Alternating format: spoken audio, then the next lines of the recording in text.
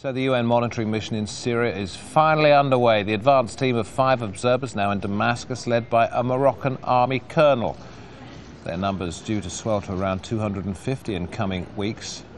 But as these pictures from Homs show, they'll have their work cut out. The government says it cannot guarantee their safety unless it is involved in their missions.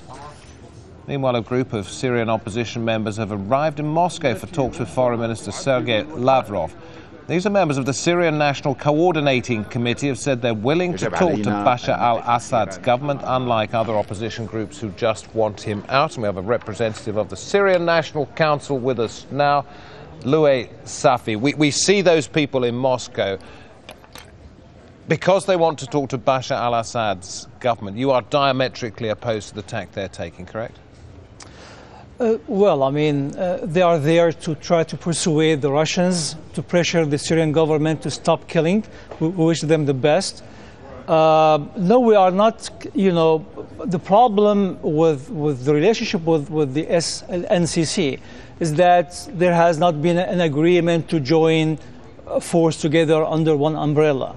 But that's beside what they are doing there. Of course, we have been open to negotiation or to discussion with the Russians, but the Russians seem to be quite committed to the Assad government, and they are betting on them against the wishes of the Syrian people. What about this line that I just read out? The Syrian government says it can't guarantee the safety of the monitors unless effectively Syrian forces provide protection. Blackmailing, actually, that has been the way of the Assad regime.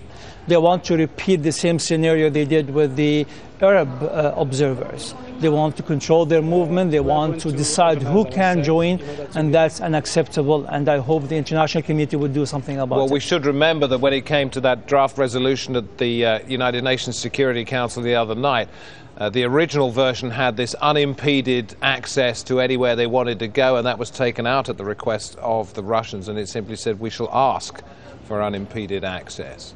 And the Russians definitely are providing the cover under which the Assad regime is committing these atrocities and massacres.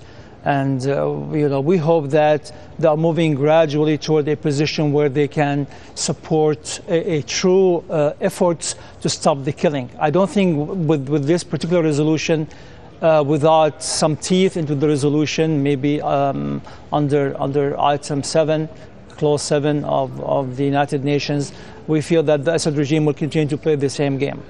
We see pictures, we were showing them a short while ago, of explosions in Homs. We hear rifle fire. And the Syrian regime says it's responding to acts of aggression from members of the Free Syrian Army or other people who have weapons. And of course, those people say we're simply responding to what the Syrian regime is doing. I mean, how would it be possible for both sides in these circumstances to stop firing? To be honest with you, I have never seen a government that use tanks and rockets and artilleries to deal with armed gangs. I mean, can you imagine, the British government sending, their tanks and bombarding London to deal with armed gangs? So that's unacceptable. I mean, the only time we see something like that is when we have a foreign invasion and then maybe a foreign army doesn't want to really have casualties. But this is unacceptable by any government to bombard cities with civilians, with citizens, just under the pretense that these are armed gangs. And we believe this is the whole thing is a scam, is an attempt really to suppress the opposition and the demand for democracy. Just a quick yes or no, do you think there's any chance of success from the monitors, even when there are 200 or 300 of them? Do keep it briefer, please. Well, I think probably the only thing at this point we believe will end the thing is to change the game, is to inject some sort of threat of attacks or to change the balance of power on the ground. Other than that, it seems that the Assad government is intent on continuing with the military solution. Thank you, Louis Safi. Thank you very much for coming in from the Syrian National Council.